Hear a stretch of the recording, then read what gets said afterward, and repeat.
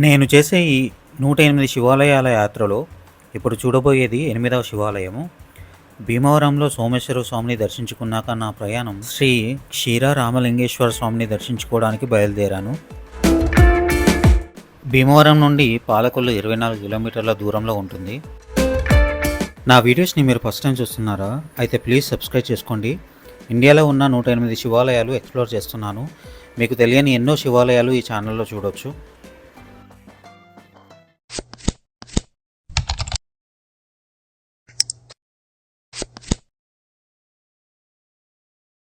పంచారామాల్లో మరొక ముఖ్య ఆలయం శ్రీ క్షీర రామలింగేశ్వర స్వామి ఆలయం. ఇది పాలకొల్లులో ఉంది.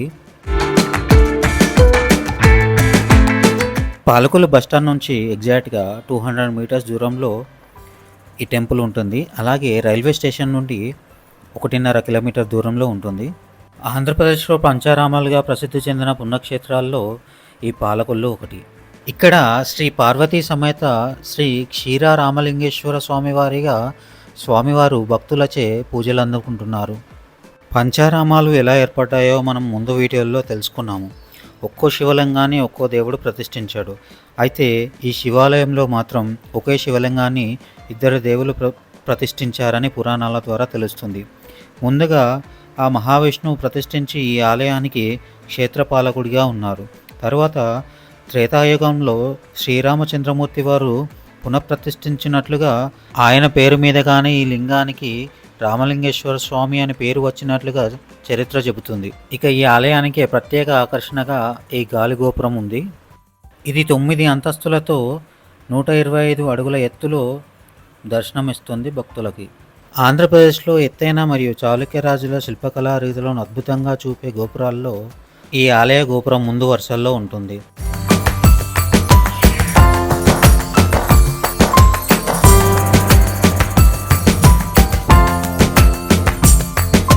ఆలయంలోకి ఎంటర్ అవ్వగానే మనకి రైట్ సైడ్లో శ్రీ ఆంజనేయ స్వామి వారు దర్శనం ఇస్తారు.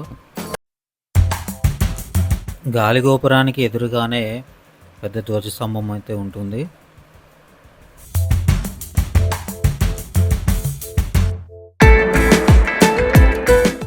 ఇది టెంపుల్లోకి వెళ్ళడానికి మెయిన్ ఎంట్రన్స్.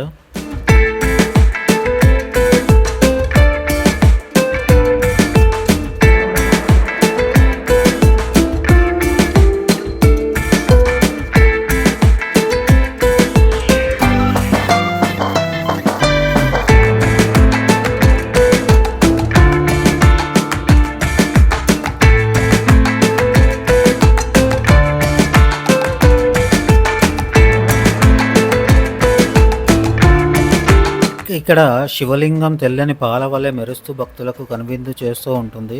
ఆది శంకరాచార్యులు ఈ క్షేత్రాన్ని దర్శించి శ్రీచక్రాన్ని ఇక్కడ ప్రతిష్ఠించారు.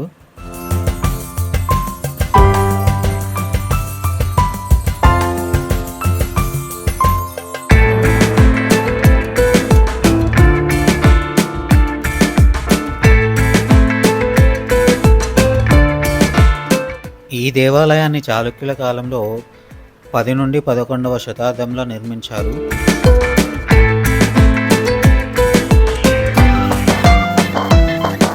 పశ్చిమ గోదావరి జిల్లాలోని ఈ క్షేత్రాన్ని క్షీరపురి, పాలకొల్లును, ఉపమన్యుపురం అనే పేర్లతో పిలుస్తారు.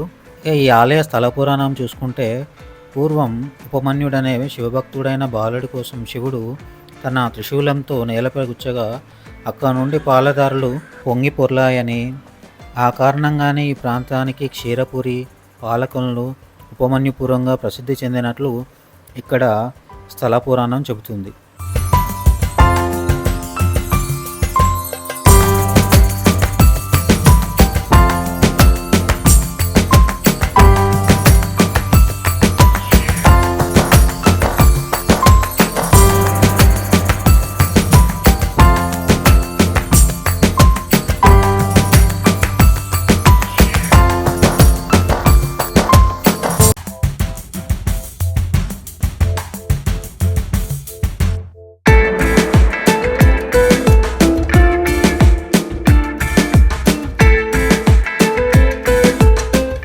ఈ ప్రధాన ఆలయానికి ఒక పక్క గణపతి, గోకర్ణేశ్వర స్వామి, మరో ప్రక్క సుబ్రహ్మణ్యేశ్వర స్వామి, జనార్దన స్వామి వార్ల ఉపాలయాలు దర్శనమిస్తాయి.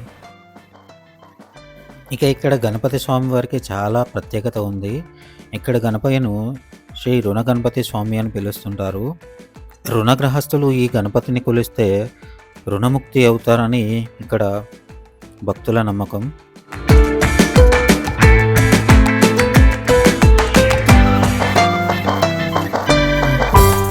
ఈ ఆలయం మరొక ప్రత్యేకత ఏమిటంటే, ఈ ఆలయంలో ఉన్న శివలింగంపై సంవత్సరంలో 3 రోజులు మాత్రమే సూర్యకిరణాలు శివలింగంపై పడతాయి. చైత్రశుద్ధ నవమి రోజున ఉదయం 5:56 నుండి ఉదయం 6 గంటల మధ్య సమయంలో ఆ సూర్యకిరణాలు స్వామివారిపై పడతాయి.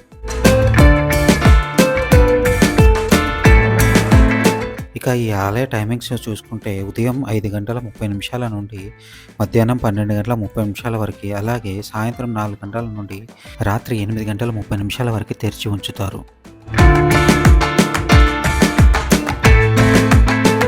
ఐ హోప్ ఈ వీడియో మీకు నచ్చిందని ఆశిస్తున్నాను. ఒకవేళ నచ్చితే లైక్, షేర్ అండ్ సబ్స్క్రైబ్ చేసుకోండి.